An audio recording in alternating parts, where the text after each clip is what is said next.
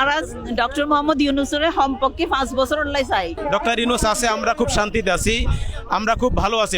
আমরা চাই doctor Yunus minimum 5 বছর, আরো যদি অধিক হয় তিনি থাকুক, আমাদের কোনো সমস্যা নাই। ওনার যমুনা ঘেরাও, কখনো শাহবাগ ঘেরাও, কখনো দাবি দাওয়া, এইগুলো করলে তো প্রফেসর ইউনূস কাজ করতে পারবে না। আমি চাই যে ইউনূস সরকার 2-4-5 বছর থাকুক, থেকে দেশটা একটা ভালো জায়গায় ভালো পরিবেশে নিয়ে যায়, একটা নির্বাচন দিক। বাংলাদেশের লাইফে, বাংলাদেশের ইতিহাসে ডক্টর ইউনূসের মতো একজন রাষ্ট্রপ্রধান কেউ কখনো পায়নি, আর পাবেও কিনা এরকম কোনো নিশ্চয়তা নাই।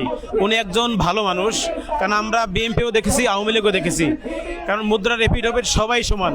কিন্তু এখন উনি ডক্টর ইউনূস আছে, আমরা খুব শান্তিতে আছি, আমরা খুব ভালো আছি।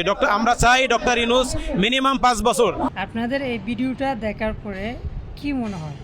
রুমিন ফারহানা কি বলে একটু দেখেন। এই যে এখানে দেখেন, রুমিন ফারহানা বলতেছে জনপ্রিয়তা যাচাইয়ের সস্তা নাটক করতেছে ডক্টর ইউনূস।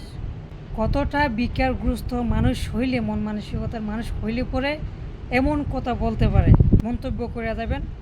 আমারও মনে হয় যে ডক্টর ইউনূসের হায়াত যে কয়দিন আছে সে কয়দিন বাংলাদেশের উন্নতি করুক। সবাই ভালো থাকবেন। আসসালামু আলাইকুম রহমতুল্লাহি ওয়া বারাকাতুহু।